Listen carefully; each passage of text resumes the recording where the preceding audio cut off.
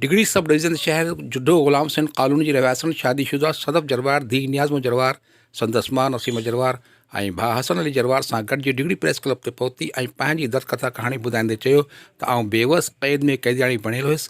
इंसाफ़ी नगर नाहिद ॿुधायो त मुंहिंजी माइटनि 12 साल पहिरीं नगर पार्कर शहर जे ख़ैर मोहम्मद ख़ासकेली सां शादी कराई ऐं मूंखे ॿिनि ॿारनि जो औलाद आहे। मूंखे मुंहिंजो मुड़ुसु ख़ैर मोहम्मद ख़ासकेली ऐं संदसि अज़ीज़ नज़र ख़ासकेली हबीबुल्ला ख़ासकेली अली मर्दान ख़ासकेली इक़बाल ख़ासकेली मंज़ूर ख़ासकेली हुसैन ख़ासकेली 11 सालनि खां घर में क़ैद करे रखियो हो ऐं मूंखे बिना वजह के मुंहिंजो मुड़ुसु मारकुट करे तशदुद कंदो हो ऐं मुंहिंजी माइटनि सां मिलण बि न ॾींदो हो ऐं वज वठी हिते 3 ॾींहं पहिरीं पंहिंजे मास भाउ सां गॾिजी जुड्डो Ghulam Hussain colony ward number 5 में पहुती आहियां। मुंहिंजे मुड़ुसु नाले ख़ैर मोहम्मद ख़ासकेली 11 सालनि में मूं मज़लूम बेवस औरत सां बिना कंहिं सबब जो वॾो ज़ुल्म ऐं तमामु घणो तंग कयो आहे।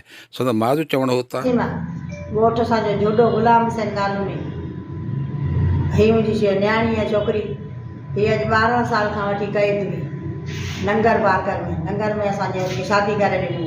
उनखां पोइ असां सां मुंहिंजो को बि नातो रस्तो सॼो बंदि हो। मरणा परणा सभु ख़तमु हुआ। छोकिरी हुते क़ैद में हुई। छोकिरी खे न कंहिंसां मिलणु ॾींदो, न ॻाल्हाइणु ॾींदो, पंहिंजी बिरादरी में मिट माइटनि में कोन छॾंदो, पाण वेंदो हलियो छोकिरी खे कमरे में बंदि करे वेंदो। सिर्फ़ु हिकिड़ी माउ ईंदी हुई।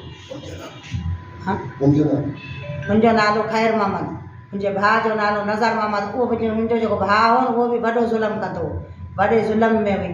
उतां खां आई ऐं हिकिड़ी माउ हिकिड़ो भाउ।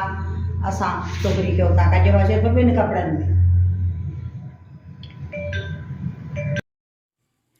हुन वधीक चयो त मुंहिंजे माइटनि भाइरनि अज़ीज़नि ते को बि ड्रामो रचाए केस वग़ैरह दाख़िल न कयो वञे। असीं ग़रीब मस्किन माण्हू आहियूं, असां सां इंसाफ़ कयो वञे। हिननि DIG में बि ख़ासि SSP में बि ख़ासि SSP मिठी ऐं SHO नगर पार्कर खां मुतालबो कयो त जवाबदारनि ख़िलाफ़ कार्रवाई कई वञे ऐं FIR दाख़िल करे असांखे इंसाफ़ ऐं तहफ़्फ़ुज़ फ़राहम कयो वञे। रिपोर्ट नसीर कुरैशी, इबरत न्यूज़ डिगरी।